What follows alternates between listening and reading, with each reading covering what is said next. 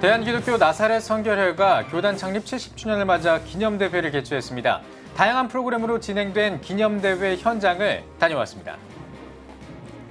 우리나라는 OECD 국가 가운데 14년 연속 자살률 1위입니다. 이런 가운데 생명 존중 문화의 중요성을 알리는 걷기 대회와 페스티벌이 경기도 수원에서 열렸습니다. 2학기를 맞은 대학가에는 아직도 한국교회가 이단으로 주목하고 있는 단체들이 활동하고 있습니다. 기독 학생들의 각별한 주의가 요구됩니다.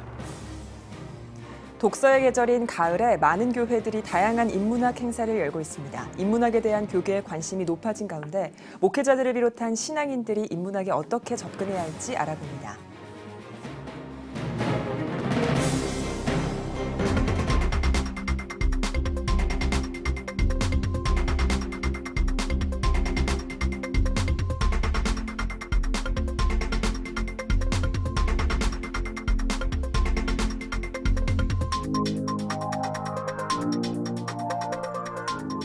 시청자 여러분 안녕하십니까? 10월 10일 수요일 CTS 뉴스입니다.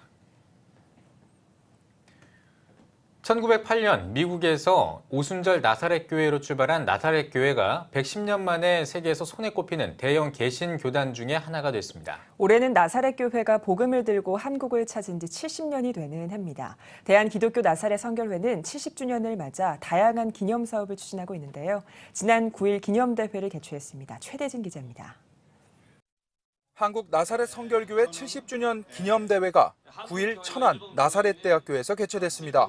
선결 그리고 부흥이란 주제로 열린 기념대회는 국내외 나사렛교회 관계자와 교계 인사들이 참석한 가운데 오 해피데이 천안, 기념음악회와 기념대회 등 총 3부로 진행됐습니다. 세계 나사렛교회가 시작한 지 110년이 되었고 이제 한국의 선결의 복음을 전하는 70년이 됐습니다. 이제 이렇게 선결의 복음을 전하면서 우리 나사렛 사람들이 같이 모이고 또 이것만이 아니라 이 지역에 있는 시민들과 같이 정말 생일을 축하하고 또 하나님의 복음을 같이 나누기 위해서 이런 대회를 준비했습니다. 일부 행사는 천안 시민들과 함께하는 축하 행사로 수화 공연, 매직쇼, 버블쇼 등의 다양한 공연과 벼룩시장, 먹거리 장터, 프리마켓을 진행했습니다. 이어 나사렛대학교 경건관에서 진행된 2부 기념음악회는 정상급의 성악가와 오케스트라가 아름다운 찬양곡들을 선보였습니다. 70주년 기념대회에서 대회사를 전한 대한기독교 나사렛 선결회 김영수 감독은 나사렛교회 창설자 브리지 박사는 나사렛교회를 아침에 솟는 태양으로 비유했다며 아침의 교단인 나사렛이 21세기 주역이 되도록 거룩한 부흥이 일어나길 소망한다고 전했습니다. 금년 우리 한국 나사렛교회 설립 70주년이 되는 해입니다. 오늘 이렇게 70주년 기념대회를 갖게 된 것을 하나님께 감사를 드리고요. 우리가 70주년을 기점으로 해서 지난 우리 나사렛 역사를 회고하면서 또 새롭게 정비해서 앞으로 작지만 강한 교회로 세워갈 것을 우리 생각하고 있습니다. 그리고 한국 우리 교회 연합을 위해서도 우리 교단이 한 몫을 담당할 것입니다. 한편 대한기독교 나사렛 선결회는 총회 본부인 40주년 기념관을 70주년 기념관으로 리모델링하는 건축 공사를 진행하는 한편 70주년 기념교회 개척, 교단 역사 편찬과 백서 발간, 70주년 기념 사업을 추진하고 있습니다.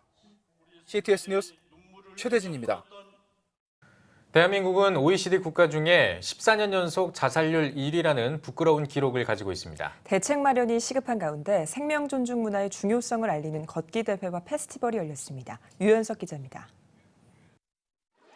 수원시 권성구 서둔동 서호초등학교와 서울대학교 수원 수목원 일원에서 생명사랑 걷기 대회가 진흥교회 주최, 수원시 자살예방센터, 라이프호프 공동주최로 열렸습니다. 이번 행사는 자살 예방과 생명 존중에 대한 인식을 확산하고 주민들의 마음 건강을 증진시키기 위해 마련됐습니다. 오늘 저희가 기획을 이렇게 했어요. 부모와 자녀가 함께 걷기 하자.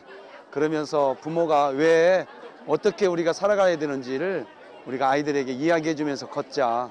그래서 오늘 아마 행사가 끝나고 나면 자라나는 청소년 세대, 다음 세대 아이들도 생명의 존중 그리고 생명의 귀함을 이렇게 깨우고 또 이렇게 다시 한번 생각하게 되는 그런 계기가 될 것 같습니다. 라이프워킹 참가자들은 서호초등학교를 출발해 서울대학교 수원 수목원 일대를 따라 걸으며 코스 주변에 설치된 생명 존중 메시지를 담은 홍보물 등을 감상했습니다. 행사에 참가한 한 시민은 자살 예방과 생명 존중의 중요성을 느낄 수 있는 시간이었다고 소감을 밝혔습니다. 교회 행사가 교회 안에서 그치는 게 아니라 저희가 생명 걷기 운동, 말 그대로 걸으면서 동네 사람들에게 우리가 주님의 사랑을 전달하는 그런 행사이기 때문에요. 또 이 동네에 많이 힘드시고 어려운 분들이 이 행사를 통해서 주님의 사랑을 많이 느끼고 또 생명의 자리에 함께 했으면 너무 좋겠습니다. 수원시 서초등학교에 설치된 무대에서 열린 마을음악회. 서둔동 이삭죽기마당 오케스트라와 에이렌의 앙상블이 출연해 시민들에게 생명의 소중함에 대한 메시지를 전달했습니다. 운동장에서는 정신건강 상담, 생명사랑 퀴즈쇼, 생명보듬 제기차기 등 부대 행사도 함께 진행돼 많은 시민들의 호응을 얻었습니다.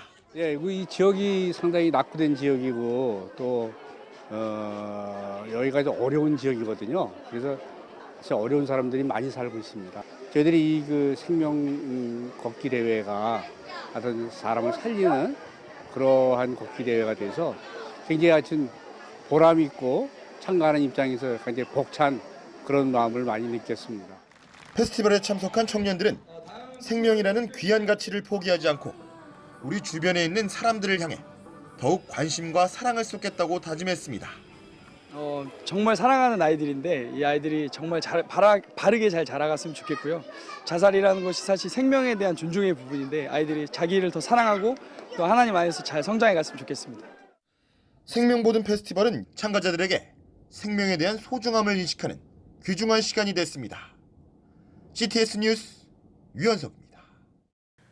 새학기가 시작하는 이맘때면 대학 캠퍼스에서 한국교회가 이단으로 주목하고 있는 단체들의 활동이 가장 극심하다고 합니다. 대학 선교단체와 한국교회 이단 전문가들은 대학생들을 대상으로 한 이 단체들의 활동에 각별한 주의를 요청했습니다. 보도에 김인혜 기자입니다.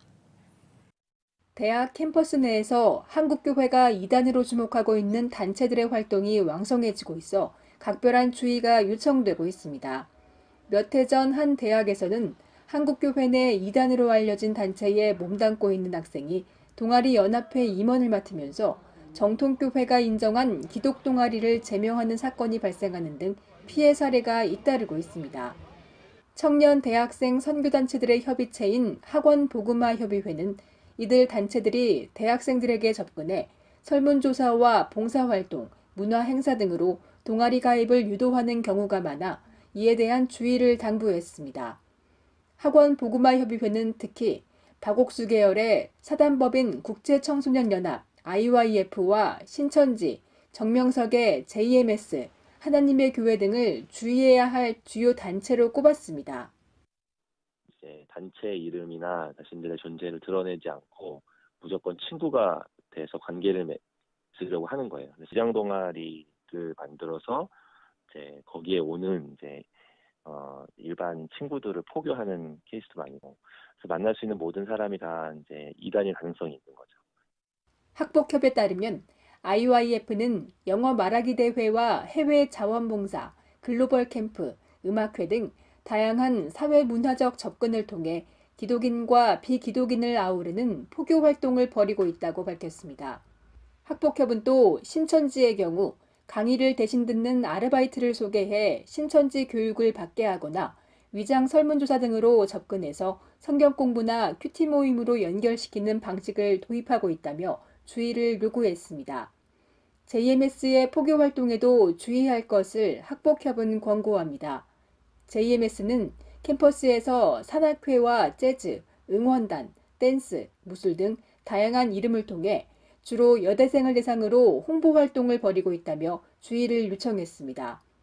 하나님의 교회도 세계복음선교협회 등을 내세워 포교에 나서고 있는 것으로 전해지고 있습니다. 학복협은 둘씩 짝지어 다니며 교육받은 신학생이라면서 설문조사를 하거나 태블릿 PC로 UCC 포교를 한다면 하나님의 교회 단체임을 의심해야 한다고 강조합니다. 학복협은 교회들이 매 학기마다 이단 세미나를 열어 청년들에게 이단에 대해 정확히 알리고 대학 선교단체들과 이단 정보와 대처 방법 등을 공유하며 적극적인 예방에 나설 것을 당부했습니다. 그것은 먼저 각자 공동체에서 최소한 1년에 한 번씩 그 이단 대처 세미나를 하는 것이 가장 중요하고요. 그리고 그 안에서 계속 이단의 어떤 경계나 또 이들이 어떻게 조심해야 된다고 이야기를 해주는 게 첫 번째로는 중요하고. 한국교회가 이단으로 주목하고 있는 단체들, 동아리 형태로 캠퍼스 내에서 대학생들에게 접근하고 있는 이들 단체들에 대한 주의가 강조되고 있습니다. CTS 뉴스 김인혜입니다. 가을은 독서의 계절입니다. 최근에는 독서만큼이나 인문학에 대한 관심도 높은데요. 가을을 맞아 많은 인문학 행사들이 열리고 있다고 합니다. 인문학 열풍 속에서 목회자와 신학인들이 인문학에 대해 어떻게 접근해야 할지 알아봤습니다. 장현수 기자입니다. 가을을 맞아 다양한 주제로 열리고 있는 각종 인문학 행사들. 인문학에 대한 기독교인들의 관심도 커지며 많은 교회에서 각종 독서 모임과 세미나 등 인문학 행사들이 열리고 있습니다. 인문학자들은 인문학의 사회적 열풍에 비해 아직 교계 안의 인문학은 미풍 정도의 수준이라며 인간과 역사, 사회에 대한 이해도를 넓혀 종교에 대해 성찰해 볼 수 있는 인문학에 교계가 더 관심을 기울여도 좋을 것이라고 말합니다. 앞으로 사회의 변화에 따라서 교회나 기독교 계통에서도 인문학에 대한 관심이 높아지리라고 생각을 합니다. 제가 경험하기로는 소수지만 열심히 인문학 공부를 하고 토론하는 모임들이 전국적으로 확산되고 있고요. 그러면서도 목회자를 비롯한 신앙인들이 인문학에 접근할 때 주의가 필요하다고 지적합니다. 전문가들은 인문학과 신학 사이에 상충되는 내용을 접할 때 당황하지 않도록 기독 인문학자의 강의를 찾아 듣거나 그룹 스터디 형식으로 서로 토론하며 공부하는 방법이 바람직하다고 강조했습니다. 기독교인 인문학자들이 한국 교회와 또 성도들을 섬기기 위해서 준비되어 있습니다. 여러 단체들이 있고요, 여러 기관들이 있습니다. 그런 분들과 함께 책을 읽고 토론하는 것이 인문학 공부의 좋은 방법이라고 생각을 합니다. 또 단순히 배우는 데서 끝나면 신앙인에게 인문학은 그 의미가 없을 수 있다며 인문정신이 삶에서 실천될 때 진정한 기독교 인문학이 실현된다고 말합니다. 지식을 자랑하는 인문학을 경계하고 실천에 이르는 인문학을 지향해야 한다는 것입니다. 나아가 깨닫고 터득한 인문정신을 곧바로 실천할 수 있는 장으로서 교회를 적극 이용해야 한다고 전했습니다. 기독교 인문학이 좀 발전하고 많은 교회나 목사님들이 이런 것을 접하게 되신다면 그 경험을 통해서 사역을 좀 더 발전시키고 또 이 경험을 통해서 얻어졌던 많은 지식들을 이웃과 사회와 공유하는 그런 과정까지 좀 갔으면 참 좋겠습니다. CTS 뉴스 장현수입니다. CTS 연중기획 다음 세대 대한민국의 희망입니다. 시간입니다. 우리나라가 고령화되면서 한국교회도 이 성도들의 평균 연령이 계속 올라가고 있습니다. 대구에는 다음 세대 사역에 집중하면서 성도들의 평균 연령이 젊어지는 교회가 있다고 합니다. 신규식 기자가 취재했습니다. 아파트 밀집 지역 한 상가 건물에 위치한 기쁨의 교회. 이 교회의 주일 예배는 특별합니다. 엄마의 등에 업혀 예배드리는 아이. 아이의 손을 잡고 유모차를 끌고 본당에 들어오는 가족의 모습은 쉽게 찾아볼 수 있는 풍경입니다. 기쁨의 교회는 대학생 10여 명과 교회를 개척해 17년간 다음 세대 사역에 집중해오고 있습니다. 그 결과 현재 약 300여 명이 넘는 전체 성도의 평균 연령은 20세가 조금 넘습니다. 그때 저희가 할 수 있는 사역이 다음 세대 사역밖에 사실은 없었어요. 중학생들 만나서 복음 전하고 가르치고 또 공부방 열어서 초등학생들 가르치고 그러다 보니 아이들이 교회로 나오게 되고 그러다 보니까 교회가 계속해서 젊어지고 어려진 것 같아요. 지금은 이제 또 30, 40대가 아기를 막 출산하다 보니까 그 연령대가 많아져서 이제 평균 연령이 확 밑으로 내려간 것 같습니다. 기쁨의 교회는 주중에 맞벌이 부부나 조성 가정의 초중 학생들을 대상으로 학습 지도와 체육 활동을 하는 데이케어 센터를 운영하고 있습니다. 또한 러빙핸즈와 협력해 도움이 필요한 아이들에게 직접 찾아가 멘토와 멘티를 연결해주며 아이들의 생활뿐 아니라 정서적인 부분까지 멘토링을 하고 있습니다. 기쁨의 교회 다음 세대 사역은 아이들을 교회로 데려오기 위한 목적이 아닌 지금 당장의 열매는 없어도 씨 뿌리는 마음으로 교회 성도가 모두 동참하고 있습니다. 진정성 있게 그리스도인이 어떻게 살아가고 있는가, 진짜 그리스도인은 어떻게 살아가는가를 보여주는 것이 가장 중요하다고 생각해요. 그래서 이제 진실하게 오랫동안 관계를 맺고 어떤 교회를 데리고 오기 위한 목적이 아니라 정말 그 한 사람 한 사람을 그리스도의 사랑으로 사랑하는 일, 그 일이 이제 가슴에 전달됐을 때 그 아이들이 교회로 오는 것 같아요. 다음 세대 프로그램 진행을 위한 전임 사역자와 기타 인력 운영 예산은 다른 기관의 재정적 지원 없이 전액 교회 재정으로 운영하고 있습니다. 누군가는 다음 세대를 책임지는 교회가 교회를 해야 하고, 또 어떤 교회는 다음 세대만을 좀 중심으로 움직이는 교회가 필요하지 않을까, 그런 생각이 들어서 또 저희가 잘 할 수 있는 게 이거예요. 대부분 이제 선교단체 출신들이고 젊다 보니까 그래도 가장 많은 공감대를 가지고 있는 다음 세대, 나이 차이가 많이 나지 않기 때문에 그래서 거기에 집중하려고 합니다. 네. CTS 뉴스 신규식입니다. 콩고 민주공화국 출신의 기독 의사인 드니 무퀘게 박사가 2018 노벨 평화상을 공동 수상했습니다. 산부인과 의사인 무퀘게 박사는 콩고 내전에서 성폭행이나 신체 훼손을 당한 여성 피해자들을 치료한 공로를 인정받아 이번 노벨 평화상 수상자로 선정됐습니다. 무퀘게 박사는 노벨상 수상으로 성폭력 피해 여성의 괴로움을 세계에 알릴 수 있었다고 소감을 전했습니다. 노벨위원회는 전쟁과 무력 분쟁의 무기로 성폭력을 사용하는 일에 종지부를 찍기 위해 노력했다며 선정 이유를 밝혔습니다. 여의도 순복음교회가 다음 세대를 위한 순복음 비전 센터를 준공하고 감사 예배를 드렸습니다. 여의도 순복음교회 이영훈 목사는 우리나라와 교회의 미래는 다음 세대에 달려있다면서 무엇보다 교회가 다음 세대를 위한 지원을 아끼지 말아야 한다고 전했습니다. 비전 센터는 지하 3층과 지상 8층 규모로 어린이집을 비롯해 아동 청소년 전용 디지털 도서관과 3D 프린팅 가상현실 체험 공간, 체육시설 등의 공간으로 활용할 예정입니다. 한남대학교 평생교육원이 성폭력 상담원 교육훈련시설로 허가받아 오는 11월부터 교육을 진행합니다.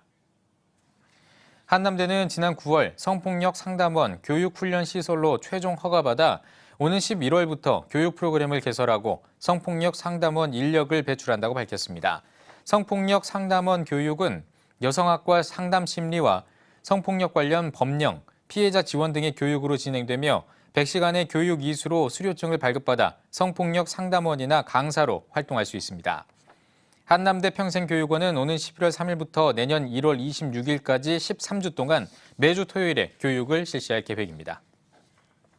한국기독교학회가 제47차 정기학술대회를 개최합니다. 3.1운동 100주년을 앞두고 응답하라 1919, 3.1정신과 교회의 미래를 주제로 열리는 이번 학술대회에는 미국 에머리 대학교 곽필란 교수와 연세대학교 최재건 교수가 주제 강연을 할 예정입니다.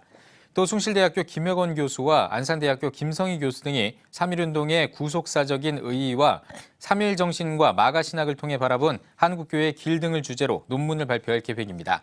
이번 대회는 12일부터 이틀 동안 광주 소망수양관에서 개최됩니다. 재단법인 기독교 선교 횃불재단이 2018 횃불 연합 대성회를 개최합니다. 복음으로 통일하라를 주제로 열리는 이번 성회는 동성애 옹호와 무슬림의 확산, 한반도의 평화 분위기 속에서 생기는 갈등과 반목 등 한국교회가 직면한 문제를 극복하고 나라와 민족, 한국교회를 위해 기도하는 자리로 마련됐습니다. 이번 대성회에는 영안장로교회 양병희 목사와 세터교회 강철호 목사, 새로운교회 한옥 목사 등이 강사로 나서 한국교회가 직면한 문제를 해결하기 위해 한국교회와 목회자들에게 메시지를 전할 계획입니다. 이번 성회는 오는 15일 양재동 횃불 선교센터에서 열립니다.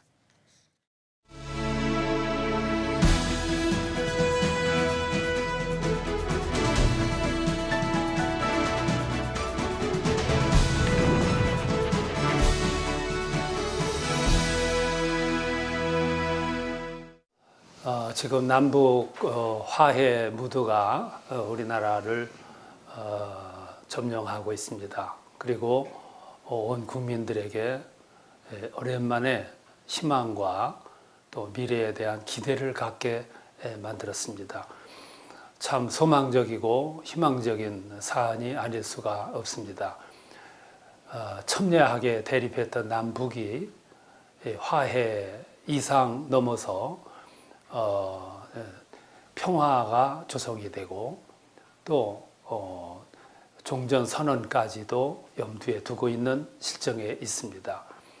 남북이 이렇게 화해가 이루어지고 평화로운 환경 속에서 살아갈 수만 있다면 얼마나 좋겠습니까?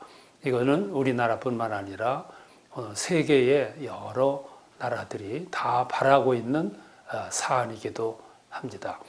그러나 지난 70여 년 동안 닫혀있던 문이 그리고 장벽이 하루아침에 무너진다고 하는 것은 어려울 겁니다. 그래서 이 점에서 우리는 몇 가지 꼭 생각할 것이 있습니다. 하나는 너무 조급해하지 말자 하는 겁니다.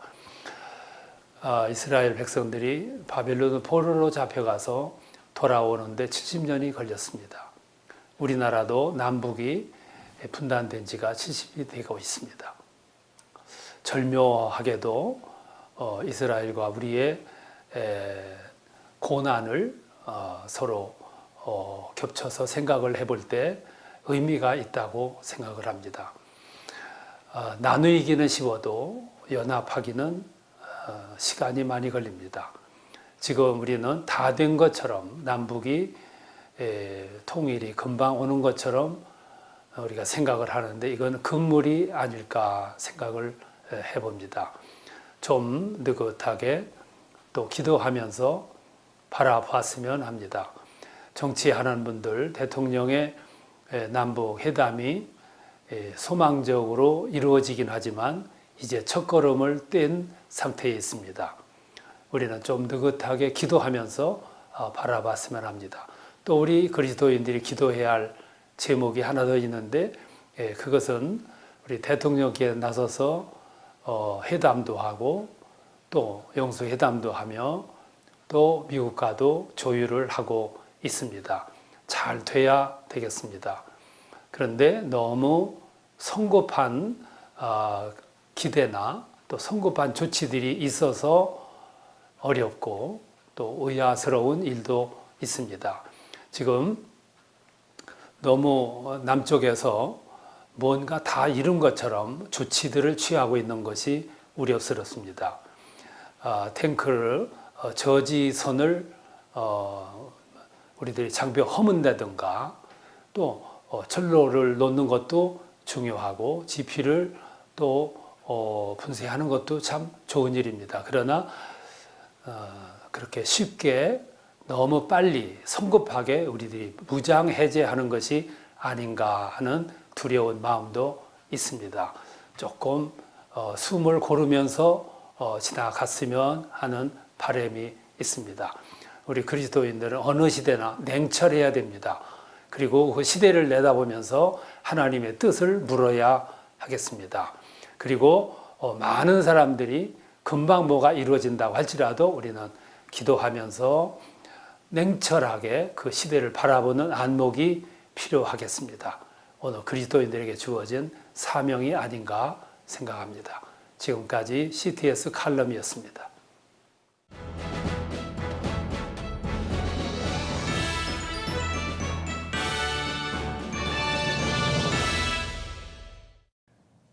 전국 각지역별 네트워크 뉴스입니다.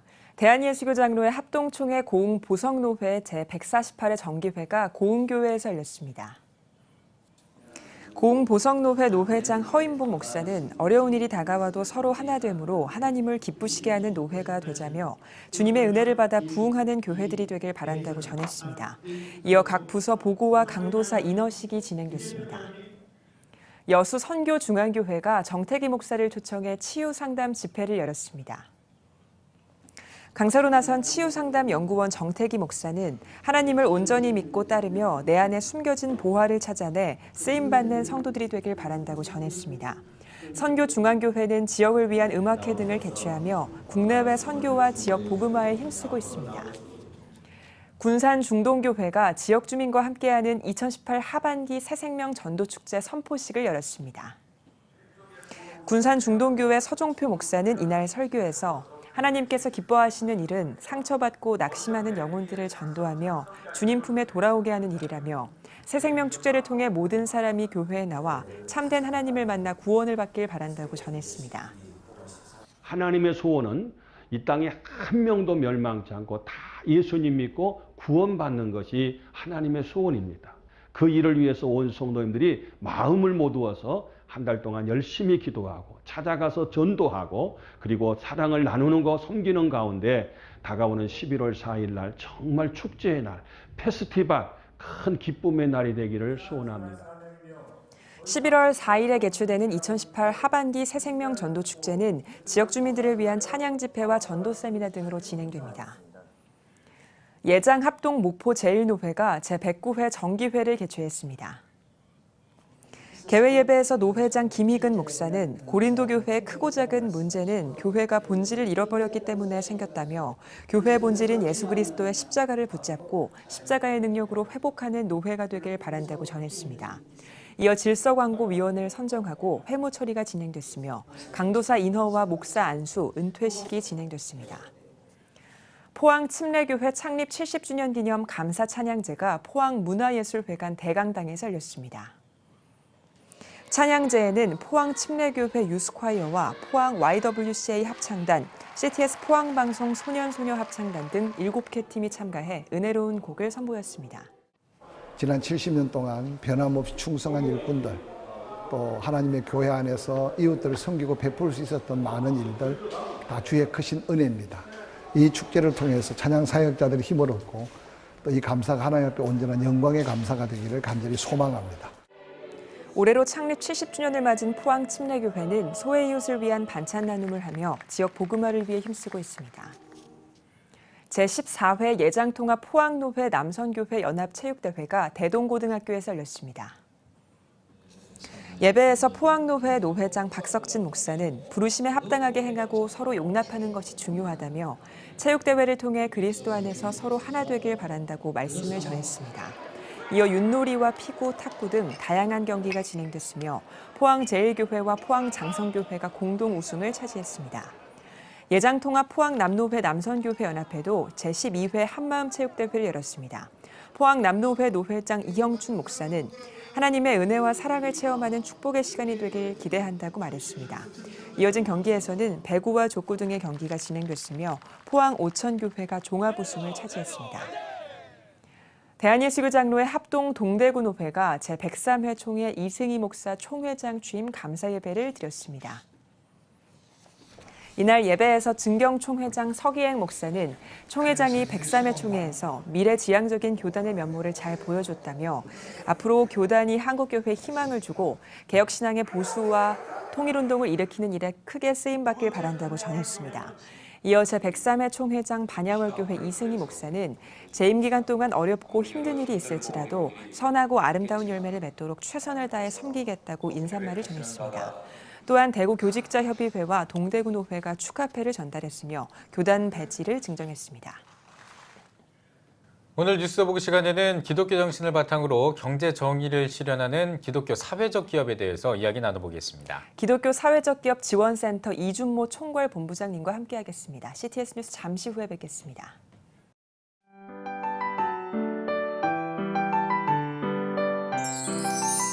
세상에 빛으로 오신 주님, 주님을 찬양하며 경배를 올려드립니다. 정의와 공의를 물같이 하수같이 흐르게 하시는 주님, 우리나라를 짊어질 다음 세대들은 자유와 평화를 노래하는 행복한 나라를 만들어가게 하시고 어둠을 밝히는 희망의 등대가 다 되게 하옵소서. 다음 세대를 축복하여 주옵소서. 예수님의 이름으로 감사하며 간절히 기도드립니다. 아멘. 다음 세대 대한민국의 희망입니다. 이 캠페인은 대한민국 어머니 기도 총연합회와 함께합니다.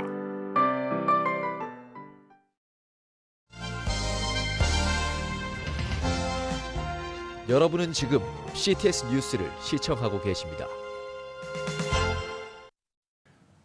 네, 요즘 경기가 정말 어렵습니다. 폐업하는 자영업자가 늘어가고 또 일자리 창출도 어려워지면서 서민들의 고충이 날로 심해지고 있습니다. 네, 오늘 뉴스 더보기 시간에는 기독교 정신을 바탕으로 사회적 기업 활성화에 앞장서고 있는 기독교 사회적 기업 지원센터 이준모 목사님과 함께 말씀 나누겠습니다.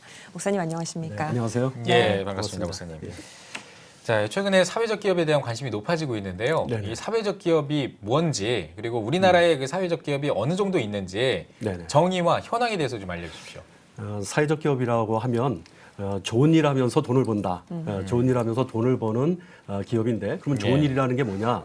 사회적 목적을 실현하는 거예요. 그러니까 사회적 목적이라고 하는 것은 취약계층에게 일자리를 제공하고 또 취약계층에게 또 필요한 어떤 서비스를 제공하고 또 취약계층을 어떻게 하면 더 많이 고용할 수 있는지 이런 것들을 하면서 어떤 사회적 공공성을 높이면서 돈도 버는 이런 그 기업을 말하는데요. 2018년 지금 현재 2,030개 정도 되고요. 예비 사회적 기업까지 포함하면 한 3,000개 정도 되고요. 예. 거기서 취약계층을 한 4만 명 정도를 지금 고용하고 있는 상태입니다. 그리고 기독교 같은 경우에는 한 10% 좀 못 미치는데요. 한 100개 정도 기독교에서 지금 설립해서 운영하고 있습니다. 예. 사회적 기업의 이념과 기독교적인 경제관이 맞닿아 있는 부분이 있다는 말이 있습니다. 어떤 연관성이 좀 있을까요? 원래 사회적 기업이나 이런 어떤 자본주의나 이렇게 산업화가 발전되어 가는 과정 속에서 예.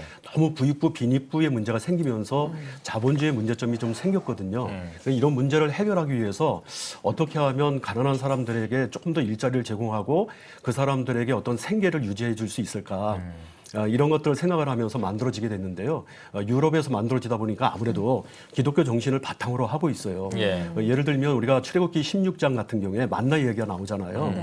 그리고 또 레위기 25장에 보면 안식년에 이어서 희년으로 연결되고 이렇게 해서 어떻게 보면 가난을 대물림하지 않도록 정말 하나님의 사회 정의 안에서 이런 것들을 해결해 나가는데 사회적 기업도 바로 이런 자본주의 병폐를 해결하고 그다음에 이런 어떤 성서적 근거에 있는 것처럼 가난한 사람들도 때가 되면 행복해질 수 있는 이런 것들을 꿈꾸고 있기 때문에 특별히 어떤 사회적 기업은 성경적인 근거들도 많이 있지만 그 출현 배경 자체가 어떻게 보면 우리 한국 사회가 더불어 사는 사회로 가는데 이런 것들이 만들어졌다고 볼 수 있습니다. 네. 우리나라에서도 사회적 기업이 좀 늘어나면서 기독교 사회적 기업에 대한 관심도 함께 늘어나고 있습니다. 네네네. 어떤 것들이 있는지 현황은 어떤지 좀 짚어주시죠. 네, 사실은 기독교가요 원래부터 한국에 전래될 때 교회부터 진 것이 아니에요. 한국에 전래될 때 학교를 먼저 줬고 고아원을 먼저 줬고요. 이렇게 먼저 어떤 사회복지적인 관점에서 해오다 보니까 한국 교회가 사회복지를 굉장히 많이 하고 있어요. 상대적으로 다른 어떤 종교보다도 다른 어떤 사회단체보다도 사회복지를 많이 하고 있는데 예를 들면 장애인들을 데리고 장애인 사회복지 서비스를 해주다가 이왕이면 그 장애인들에게 좀 더 일할 수 있는 권리와 또 일할 수 있는 기회를 주는 게 좋겠다. 그러면서 예를 들면 뭐 비누를 만들다가 이걸 좀 팔아볼까. 이게 팔리면 그것이 또 수입이 만들어지고 그래서 장애인들에게 조금이라도 더 많이 가져갈 수 있고 이런 거거든요. 그래서 한국 교회에 지금 사회적 기업들이 굉장히 관심이 많아지면서 늘어가고 있는데 유형별로 보면 어떻게 보면 옛날에 우리 한국 교회가 아나바다 운동을 했잖아요. 아껴 쓰고 나눠 쓰고 바꿔 쓰고 다시 쓰는 거 이런 것 때문에 어떻게 보면 좀 녹색 가게, 아름다운 가게 이런 어떤 그런 유형들이 좀 있고요. 또 교회 안에서 요즘 카페들이 굉장히 많이 만들어지는데 지역사회와 함께 어떻게 좀 열려있는 공간으로 좀 활용하고 싶은 거예요. 그래서 그 안에 어떤 강의나 어떤 문화활동 이런 걸 넣는 그런 유형이 좀 있고요. 또 사회적 기업 가운데 어떻게 보면 농촌교회 같은 경우에는 친환경 농산물을 생산해서 그걸로 사회적 기업을 만들어가는 그런 유형도 있고 다양한 유형들이 좀 있습니다. 그래요. 사회적 그 기업의 활동 같은 것들은 이제 교회도 이제 사회적인 어떤 그 활동들을 하면서 같이 이제 좀 비슷한 활동들을 하는데 교회는 사실은 뭐 헌금을 통해서 그런 어떤 재원을 충당을 한다면 사회적 기업은 그 어쨌든 기업이니까 지속 가능해야 되잖아요. 그렇습니다. 어떤 식으로 좀 이게 진행이 되는 건지 혹시 사회적 기업이 되면 반드시 해야 되는 것이 뭐냐면 이윤을 추구해야 돼요. 자선 사업이 아니에요. 사회적 기업은 이윤을 추구해야 되고 이왕이면 좀 더 지속 가능한 그 정도의 수입이 있어야 되거든요. 그런데 정말 반드시 또 놓치지 말아야 되는 가치가 있다고 하면 사회적 가치인데 그 사회적 가치라고 하는 것은 어떻게 하면 이 기업을 통해서 가난한 사람들에게 일자리를 주고 가난한 사람들에게 뭔가 도움을 줄 수 있는 그런 것이거든요. 그래서 실질적으로 교회가 그동안의 어떤 선교 방식이라고 한다면 교회에서 헌금 나온 것을 가지고 그냥 이렇게 나눠주는 것이었다고 한다면 이제는 기업을 만들어서 거기서 나오는 수익을 가지고 더 많은 사람들에게 일자리를 준다라고 하는 것, 또 더 많은 서비스를 제공해 준다는 것, 이런 부분에서 기존의 전통적인 방식으로 해오던 그 사회 선교, 사회복지 선교나 이런 선교하고는 좀 다르게 차별성을 가질 수 있고요. 또 사회적 기업을 하게 되면 좋은 것이 정부가 일단 사회적 기업으로 인증을 받으면 취약계층을 고용할 수 있는 인건비를 대줘요. 그리고 또 사업을 개발할 수 있는 사업 개발비를 지원해 주는데 연 5천만 원 정도까지 지원을 해줘요. 또 법인세를 감면도 시켜주고요. 이렇게 정부가 혜택을 많이 주는 이유는 더 많은 일자리를 고용해라. 그래서 더 많은 가난한 사람들이 일할 수 있는 기회를 갖게 해주는 것입니다. 예, 그렇군요. 그러면 목회 현장에서 이 사회적 기업이 긍정적인 영향을 끼친 사례 같은 게 있다면 좀 하나 정도 설명해 주시면 좋을 것 같습니다. 목회 현장에서요. 최근에 CTS 방송에서 이제 그 방영된 송암교회 같은 경우, 송암교회 같은 경우에 보면 교인들이 일자리가 없는 분들이 좀 계셨어요. 경력 단절 여성이라고 하는 교회 안에 어떤 집사님, 또 지역에 있는 젊은 청년들 이런 사람들하고 같이 모아서 피자 가게를 열었습니다. 피자 가게를 열어서 지금 운영을 하고 있는데 의외로 지역 주민들의 반응이 좋고요. 무엇보다도 이게 맛있는 것도 있지만 또 하나는 어떤 이렇게 함께 모일 수 있는 자리가 있다. 그리고 아주 예쁜 집이에요. 그러다 보니까 지역 주민들이 많이 와서 교회가 지역 주민들과 만날 수 있는 그런 어떤 공간이 되었고 또 지역 주민들과 소통하면서 뭔가 지역의 어떤 경제를 활성화하는 데도 도움을 주는 거죠. 그런 면에서 교회가 사회적 기업이나 사회적 협동조합 이런 것들을 통해서 정말 지역과 더불어 어떤 마을 목회 쪽으로 이렇게 방향을 틀어가는 것이 저는 바람직하게 보이는 겁니다. 지금 이 방송을 보고 계신 많은 목회자분들 그리고 성도님들 중에서도 사회적 기업에 대해 관심 있고 좀 한번 해보고 싶다 이런 생각을 하고 계시는 분들이 계실 것 같은데 어떻게 준비해야 하는지 어떤 것들을 유의해야 하는지 좀 설명해 주시겠어요? 무엇보다도요. 사회적 기업 준비를 하려면 이게 좀 전문성이 좀 필요해요. 그리고 시행착오를 좀 줄이려면 아무래도 좀 먼저 앞서간 사람들하고 소통이 좀 필요합니다. 그래서 우리 기독교 사회적 기업 지원센터가 바로 그런 역할을 하는 거예요. 어떻게 하면 교회에서 하나의 교회가 하나의 사회적 기업을 만들고 하나의 사회적 기업과 결연해서 지속 가능하도록 도와줄 건가 이런 거거든요. 그래서 일단은 기독교 사회적 기업 지원센터에 연락을 주면 저희들이 나가서 찾아가는 컨설팅도 해주고요. 또 교회 안에서 세미나도 열어주고 또 교회가 어떤 아이템으로 하는 것이 바람직한지 그리고 또 이거를 잘 운영을 해서 지속 가능하게 하려면 어떤 것에 유의해야 되는지 이런 것들 전부 저희들이 가르쳐 주고 있습니다. 특별히 이제 저희 기독교 사회적 기업 지원센터가 이런 책을 이제 우리가 만들었어요. 그래서 매년 이렇게 책을 한 권씩 만들었는데 특별히 이렇게 책을 만든 이유는 교회가 이런 거 생소한 부분들을 어떻게 이거를 좀 만들어 갈 수 있을까 해서 이렇게 교회를 위한 어떤 사회적 기업 가이드북 뭐 이런 식으로 해서 정관을 만드는 법이라든지 아이템을 선정하는 방법이라든지 이런 등등을 저희가 잘 준비해 놓고 있습니다. 연락 주시면 됩니다.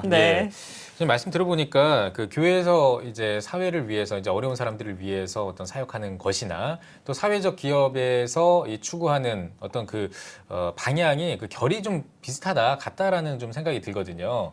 그래서 이제 한국 교회와 이 협력을 잘한다면 정말 큰 시너지 효과를 낼 수 있을 거라고 좀 생각이 들기도 합니다 개인적으로.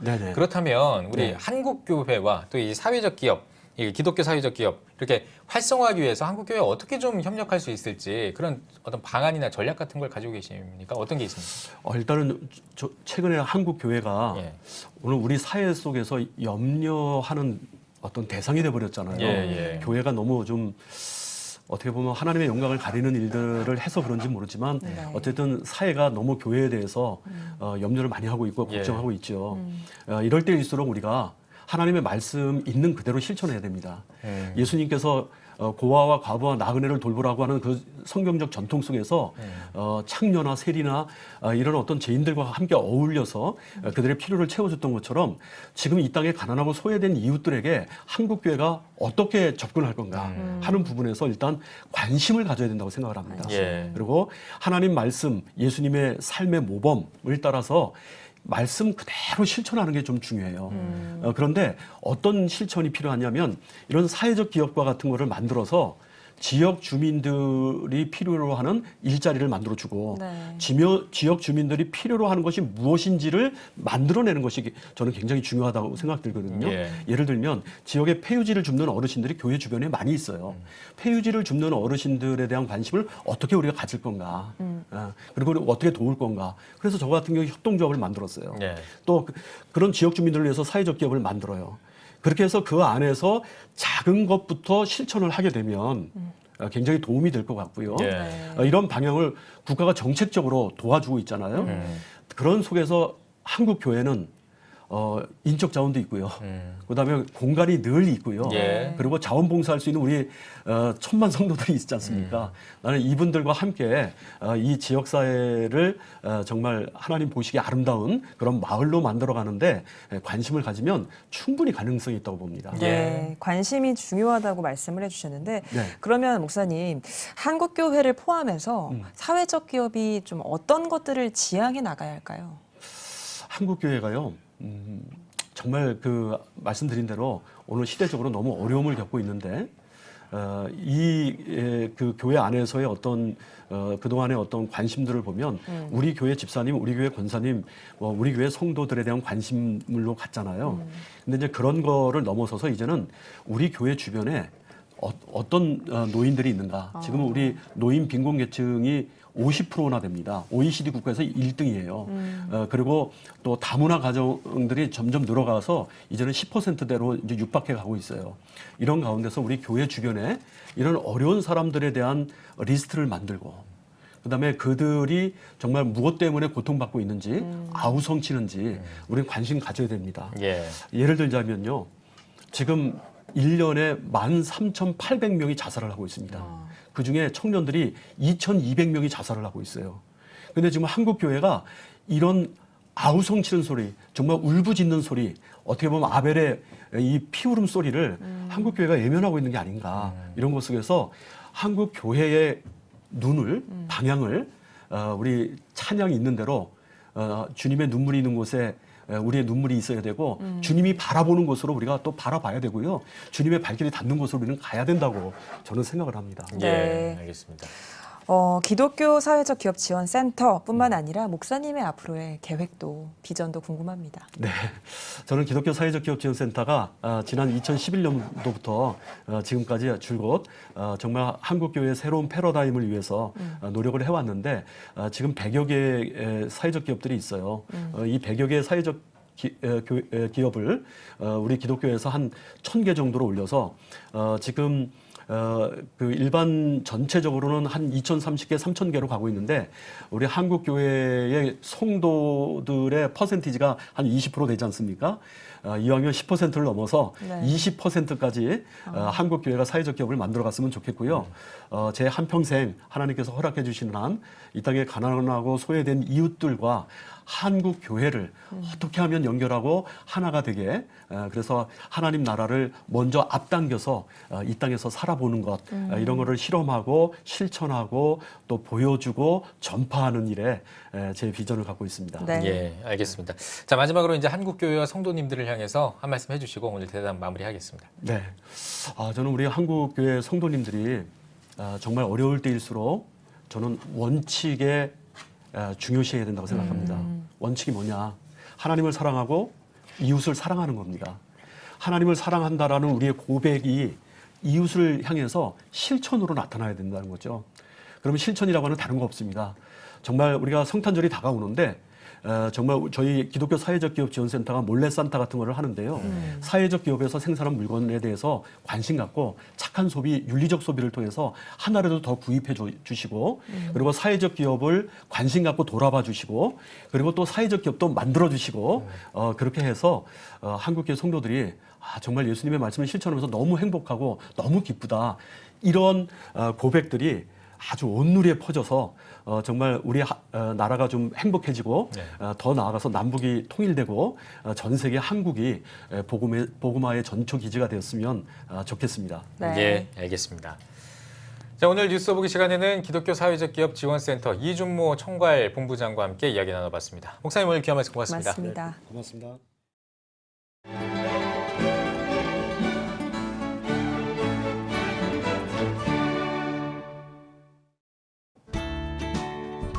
내일은 전국이 대체로 맑겠습니다. 아침 최저 기온은 4도에서 16도, 낮 최고 기온은 14도에서 19도가 되겠습니다. 주간 날씨 예보입니다. 이번 예보 기간에는 고기압의 영향으로 대체로 맑은 날이 많겠습니다.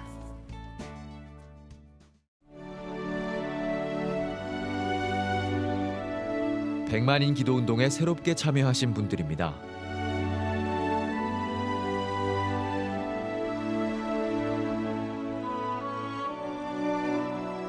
백만인 기도운동을 통해 보내주신 후원금은 국내는 물론 전 세계를 향한 CTS의 영상 선교 사역을 위해 소중하게 쓰이고 있습니다.